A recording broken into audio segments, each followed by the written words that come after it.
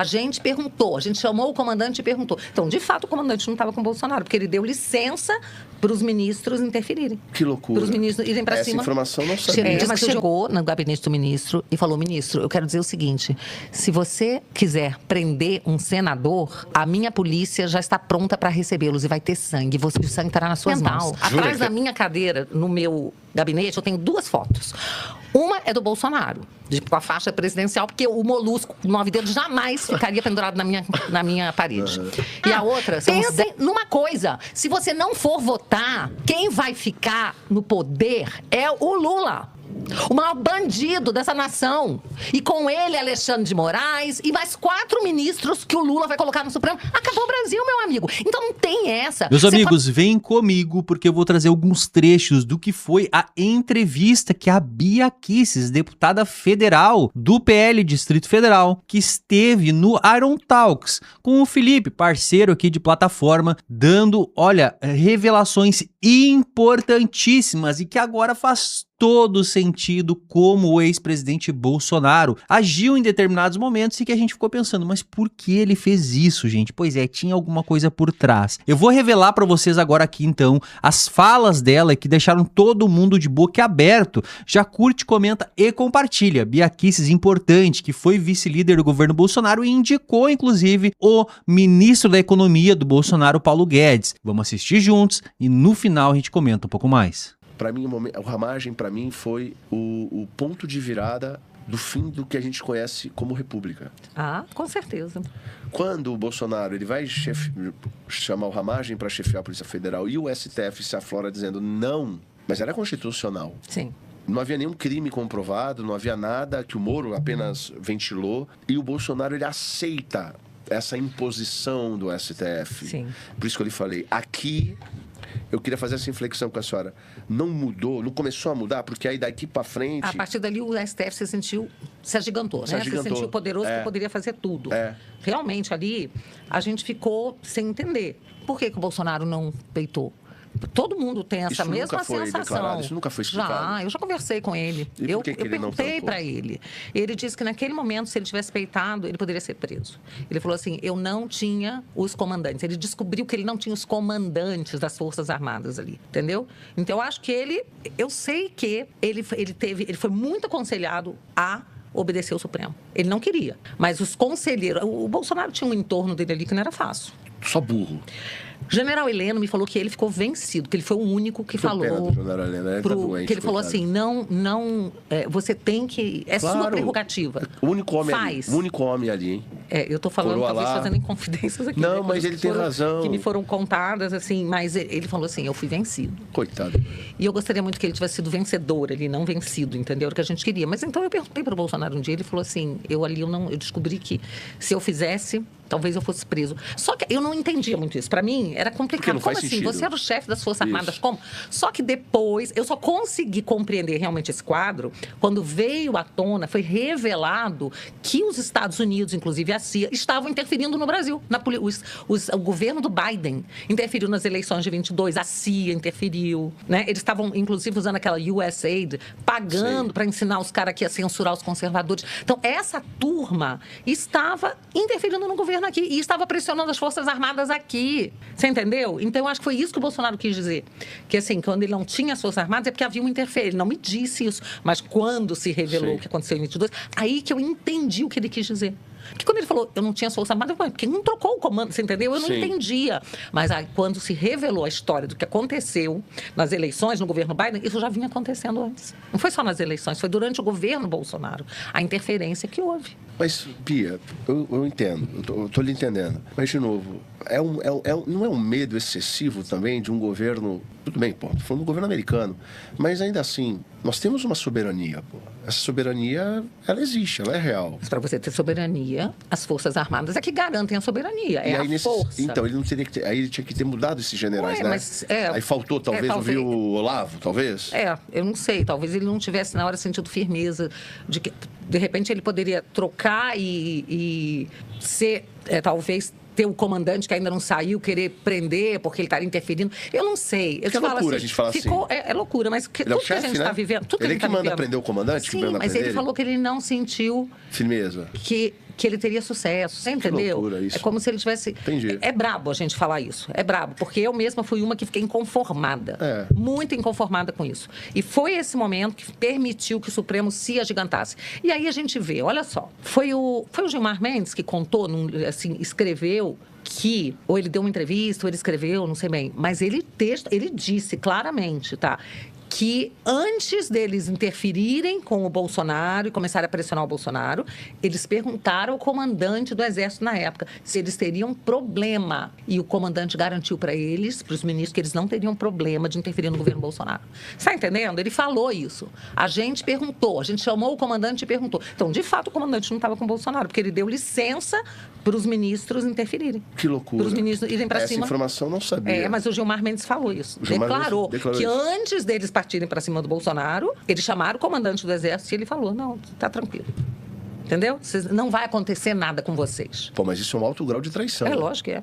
Isso é um alto grau de traição. E o Bolsonaro acabou. E aí eu acho que o que é mais... Vamos conversar outras coisas, mas o que é mais triste é que o medo que ele teve naquele momento, hoje se tornou 1000 vezes pior, né? Porque além de preso, ele chegou a ser torturado. Ele estava sendo torturado. Total. E a gente vê isso acontecendo, assim, é muito, muito difícil, sabe? Para quem está perto e conhece as pessoas, conhece as personagens, está lá dentro, está vivendo isso todo dia. Te falo, meu amigo, não é fácil. Quando eu subi naquele carro de som e eu vi aquela esplanada, que o pessoal chamou de girassóis, né? Os girassóis. Você só via amarelo, Sim. Até a torre de TV. Você não via um espaço. Eu nunca vi. Nossa, assim, era muito emocionante, eu nunca vi nada daquilo. Ali a gente sabia que o povo estava com o Bolsonaro. Tava, pô. O povo do Brasil inteiro estava com o Bolsonaro para tudo, entendeu? Para tudo. E era o tal do eu autorizo, eu autorizo. Exatamente. E os caminhoneiros vieram. Os caminhoneiros vieram também, né? Então, eu me lembro que eu estava no Congresso, no plenário, e a gente sabia assim, nossa, alguma coisa vai acontecer. O povo está todo falando pro Bolsonaro, estamos com você. E aí, de repente, eu vejo do lado esquerdo do plenário, sobe, eu não sei se foi o Lindbergh, quem foi? Subiu alguém lá e falou assim, o Bolsonaro, vocês são desmoralizados, Bolsonaro, a cartinha do Bolsonaro, do Michel Temer. Aí eu olhei pro Jordi, porque eu pensei, que cartinha? O que ele está falando? Ninguém sabia do que ele estava falando. Que carta é essa, né? A gente estava ali no plenário, lutando. Aí eu peguei, saí de lá e fui, porque me falaram, os caminhoneiros estão lá, tá todo mundo desesperado, eles precisam de alguém, algum político lá falar com eles, que eles não estão entendendo. Eu falei, eu vou, né? Eu peguei, fui para lá e comecei a acalmar o pessoal. Eu nem sabia do que se tratava ainda. E eles falavam, por que o Bolsonaro fez isso? Por que ele fez isso? Eu falei, gente, eu não sei o que o Bolsonaro fez, mas vamos confiar no nosso líder. Se ele fez alguma coisa que estão dizendo, uma carta, eu não sei por que ele fez, mas vamos confiar no nosso líder. E aí eu fui acalmando o pessoal. Sabe que tinha gente que queria jogar o caminhão no laguinho do Congresso. O povo estava desesperado. Lógico, como o povo sofre. Aí a PM começou a chegar e querer tirar o povo na marra. E eu falei, gente, peraí, não é assim não. Sabe, vocês vão dar um tempo para eles saírem daqui. E fiquei lá com o pessoal, entendeu? Aí aos poucos eles foram saindo e tal, né? Mas eu fiquei, assim, atordoada de saber daquela cartinha. A cartinha do Michel Temer. Falei assim, então, de repente, o Bolsonaro vai confiar num acordo com Alexandre de Moraes? Intermediado pelo Michel Temer. Aquilo foi punk, meu amigo. São essas coisas que a gente não consegue entender. Eu não sei por que razões... É o que eu falo, alguma coisa aconteceu ali, eu não sei se o Bolsonaro acreditou, ou se ele estava numa situação, como ele falou, que ele sabia que ele não contava com ninguém, porque tinha... Pô, com ninguém é um pouco eufemismo, né? Porque ele contava com o povo. Meu pai. Óbvio. Ele tinha a força motriz do país, os caminhoneiros do lado dele. E o mais triste, Bia, é que daquele dia para frente, até os caminhoneiros todos se prejudicaram. Então, assim, ele tinha o povo na mão ali. Eu gostaria que ele tivesse rasgado aquela cartinha. Eu gostaria que ele tivesse rasgado aquela carta, que o povo estava ali. E aquele a gente perdeu um momento, assim, inacreditável da história. Eu estou dizendo assim, eu não sei o que o Bolsonaro sentiu, claro, isso o que é só fez. Ele, né? A minha visão era que ele era o momento. A gente perdeu aquele momento. Deixa eu te falar uma coisa antes disso. Eu fui a autora da PEC do voto impresso. Essa PEC foi aprovada na CCJ em 2019, na última sessão, por 33 votos a 5. Só 5 votaram contra e não foi nem o PT. O PT votou a favor, tá? Quem votou contra foi o pessoal do PP, uns caras do Centrão, um outro deputado que falou, não, você está no seu primeiro mandato, só quer ter uma PEC aprovada, eu estou aqui há não sei quanto tempo, não consigo aprovar a minha. Eu falei, deputado, eu te ajudo a aprovar a sua, pelo amor de Deus, vota nisso aqui que é importante. Isso não é... Olha o tipo de motivo, né? As coisas que a gente tem que enfrentar. E eu falei assim, eu te ajudo, me fala qual é a sua, eu vou trabalhar para aprovar a sua PEC também. Votou contra, porque não gostou que eu era uma deputada de primeiro mandato e já ia ter uma PEC aprovada na CCJ. Tá, mas enfim, foram só 5 votos contrários, 33 favoráveis, tá? Eu lembro até, pra você ter uma ideia, o PT estava assim, tipo, vamos votar contra. Aí eu cheguei pro líder do PT e falei assim, mas por que vocês vão votar contra isso, gente? Isso, Brizola foi favorável. Por quê? Isso é transparência. Aí ele falou assim, não, era contra porque eu era autora, né? Claro. Tipo, aí foi conversar com outro do PT que falou assim, não, para mim isso não é uma questão filosófica, não. Dá para votar a favor. Eu falei, então, deputado, eu te ajudo a aprovar a outra do Paulinho da Força. Sim. Tirando tal artigo que não dá pra gente engolir, de voltar a dar poder para os sindicatos, se tirar isso, eu te ajudo. Ele, então, tá bom. Aí eu falei, então o PT votou comigo, porque eu ajudei eles também a aprovar uma outra importante para eles, e eles votaram comigo. Eu fiquei numa felicidade, 33-5. Foi para a comissão especial. Nós tivemos 10 sessões, todos os dias a gente trazia realmente pessoas especialistas em segurança de rede, pessoas que conheciam as urnas, pessoas que, inclusive, tinham trabalhado no projeto, e não só brasileiros, como pessoas de fora do Brasil. Um inglês, uma americana, que tinha um doutorado sobre isso. Enfim, todo mundo estava convencido de que era importantíssimo ter o voto impresso para dar transparência para as eleições, né? Aí o que aconteceu? No dia de votar o relatório, eles mudaram os integrantes da comissão especial. Colocaram pessoas para pagar a missão, para derrubar o relatório do Felipe Barros. E aí derrubaram. Quando foi para o plenário, foi a minha PEC original, sem o relatório do Felipe. E aí o ministro Barroso foi para dentro do plenário, tá? Para convencer todo mundo a votar contra, que aquela PEC era um absurdo, que era um retrocesso. Como é que pode o ministro da STF fazer isso? Cara, Ele tinha que ter sido preso. Aquilo é... Não, Bia. Mas acontece que... Porque não é crime. Em tese, uma interferência, juiz... claro, seria motivo de impeachment, né? Porque é uma atividade... Ele está fazendo uma atividade política, ilegal. Interferindo no poder, né? Sim, o juiz, ele pode fazer atividade política? Óbvio que não. Óbio que não, mas acontece que no momento que você tem um presidente da Câmara que concorda, os deputados todos que com medo do que pode um ministro fazer, né? Porque... É muito poder. É muito poder, ele pode abrir um inquérito contra você. Hoje em dia eles podem abrir inquérito, não precisa do Ministério Público. Eles podem tocar um processo contra você, podem tudo. Então é melhor a gente não desagradar o ministro, né? É assim que a banda toca. Por isso que a gente precisava acabar com o foro privilegiado. Vamos chegar, vamos lá. Aí, eu vi... Assim, a gente perdeu, apesar de a gente ter maioria. Teve mais voto favorável do que contra, só que não o suficiente para uma PEC. Precisava, né, de quórum qualificado e a gente teve maioria simples. Perdemos. Então, aí a gente já começou a perder aí, porque sem transparência... Babi, é pior do que o que a senhora acabou de falar. Por quê? Olha a pergunta, ó. Por quê, em sã consciência e numa ordem constitucional democrática, um ministro do STF sai da sua posição para fazer lobby num Congresso para a não aprovação de mais transparência nas eleições? Não faz... Ele foi convidado. O menor sentido. Mas ele foi convidado pelo presidente, porque a gente não queria que ele fosse no plenário. Então, fosse falar na comissão especial, onde a gente estava lá para votar, mas não. Eles ferraram, né, destruíram o relatório, rejeitaram e levaram ele para o plenário. É um monte de deputado que não estava nem aí, porque tem muito deputado que não está nem aí, que não dá importância para causas que são fundamentais e dizem que estão defendendo a democracia, mas viram as costas para pautas que são fundamentais para a existência de uma democracia, como essa de transparência nas eleições. Não faz o menor sentido. O momento em que o Congresso perde a sua autoridade é quando ele manda embora o Daniel Silveira para os Leões. Acabou. Topou, qualquer um pode ir. E vai vir uma ordem para qualquer um ir a qualquer momento. Perder mandato, não... acabou. Cala a boca. Tipo, você olhar e falar, que isso? E perdeu. Não é incrível? A gente admira o Renan Calheiros, que se recusou. Eu digo isso aqui. Ele rasgou assim, manda embora daqui, fez aqui, quem manda não são bem. vocês. Que falta herói do você Brasil, faz, que falta fazem homens Deus. fortes, não importa a razão. Eu não estou falando aqui, não entrando no mérito. Tira o mérito. Ele estava defendendo tipo o poder, defendendo o poder do Congresso, que é, entendeu? Claro, então claro, ele defendeu. É a casa dele, e teve também outro presidente, eu não sabia dessa história, acho que ela não veio a público, que foi o Eunício Oliveira, que eu fiquei sabendo, e aí eu fui conversar com ele e ele me contou a história mesmo. Ele falou que quando foi para prender o Aécio Neves, que o ministro Marco Aurélio deu uma ordem para prender o Aécio Neves, que era senador. E que ele Eunício, presidente do Congresso, atravessou a praça, foi ao Supremo. Aí quando chegou lá, o presidente do Supremo quis recebê-lo. Ele falou, não vou falar com você, eu quero falar com o ministro Marco Aurélio. Diz que chegou no gabinete do ministro e falou, ministro, eu quero dizer o seguinte, se você quiser prender um senador, a minha polícia já está pronta para recebê-los e vai ter sangue. O sangue estará nas suas mãos. Jura que teve essa história? Ele disse isso e já foi contado por outros parlamentares e eu fui perguntar para ele se era verdade e ele me contou. E aí, olha só, que história incrível. Porra, que história, hein? Mas, cara, Aí ele revogou. Aí ele revogou a própria ordem. É disso que a gente precisa. E tem um ditado que diz assim: se você tem medo dos homens fortes, é porque você não sabe o que o homem fraco pode fazer. É isso aí.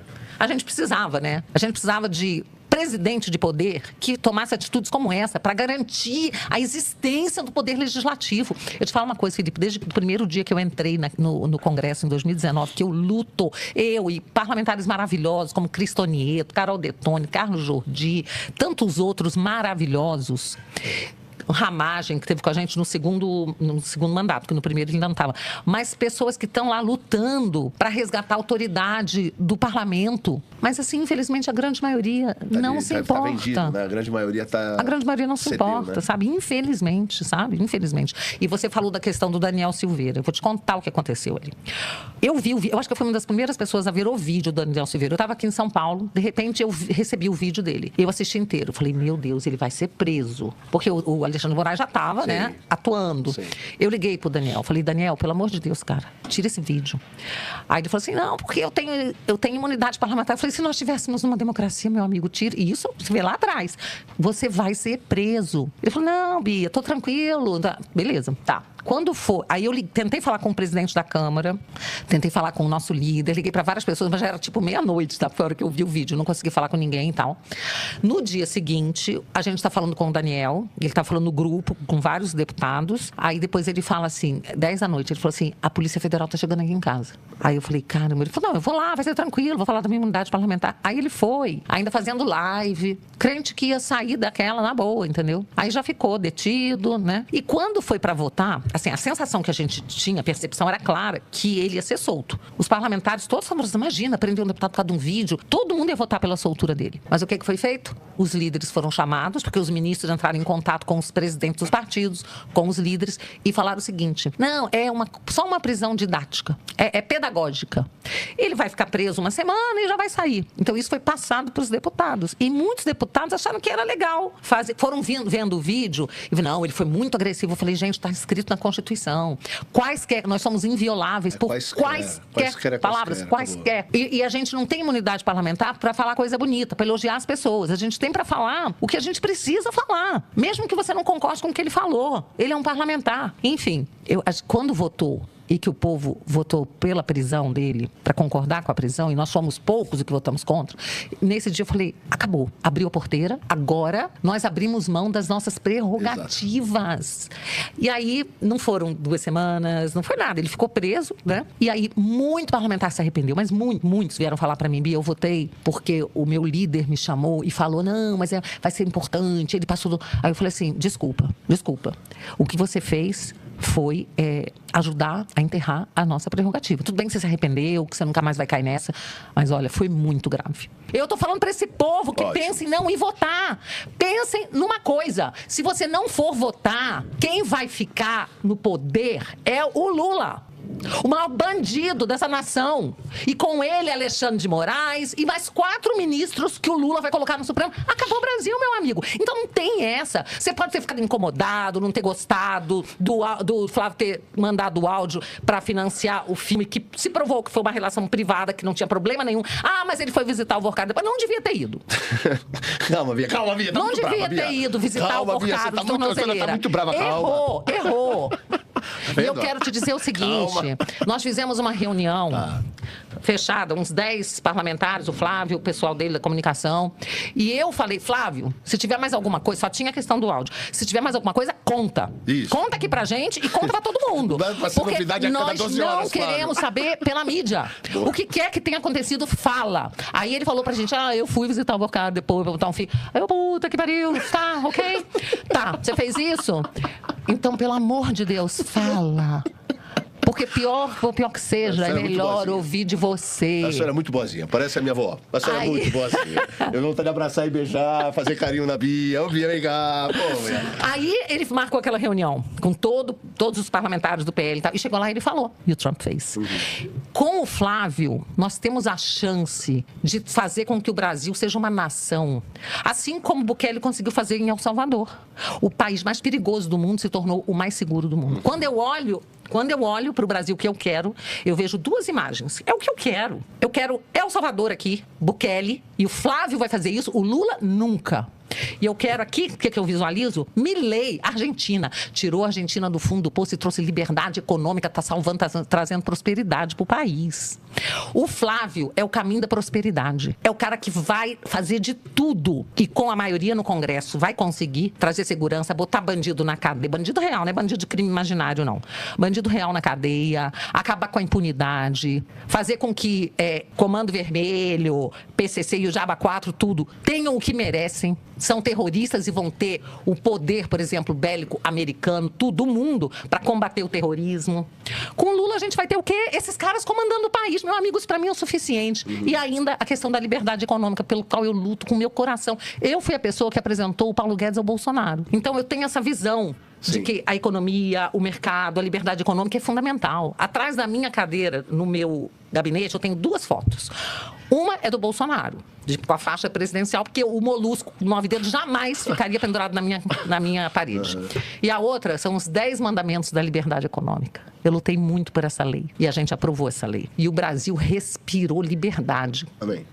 Quando Bolsonaro era presidente. Sim. Quando Bolsonaro era presidente, se abriu um portal, na minha visão, e mostrou o que o Brasil poderia ser. E com o Flávio, a gente pode ter isso de novo. Tá aí, pessoal. Bia Kicis, deputada federal, minha gente. Excelente deputada federal, Bia Kicis. Acompanho ela já durante todo esse mandato dela, né? Os pronunciamentos, os seus posicionamentos lá na Câmara. Eu posso falar pra vocês, é uma excelente deputada. É uma daquelas que, de fato, tinham que se multiplicar ali dentro, porque tem coerência, tem, né, um posicionamento firme também, sempre que tem pautas aí relevantes lá no Congresso. E a gente percebe, de fato, que é uma pessoa honesta, íntegra e que luta pelo bem, né, do povo como um todo. Bom, eu quero muito saber a opinião de vocês. Ela revelou bastidores importantes ali do governo Bolsonaro, né, gente? Muitas vezes a gente não entende algumas coisas e no final das contas depois a gente pensa, pô, mas tinha... Alguma coisa estava acontecendo de fato que fez com que tomasse uma atitude que não agradou muita gente. A gente percebe que o Bolsonaro, na verdade, estava sozinho, gente, em muitos aspectos e estava com pessoas, de fato, rodeado de pessoas que, no fim das contas, queriam só a posição de poder, né? E ele acabou sendo aconselhado muitas vezes por essas pessoas, muitas vezes tomando decisões ali a contragosto dele mesmo, mas que tomava justamente porque era a única saída naquele momento. Mas, né, é aquela coisa, né, gente? Hoje, na verdade, paga aí por algumas decisões também que ele deixou de tomar lá e que talvez poderiam ter feito a diferença, mas que eu não tiro a razão dele também, porque estar na pele dele não era fácil, gente. Não era fácil. É um ninho de cobras, né? Bom, eu quero muito saber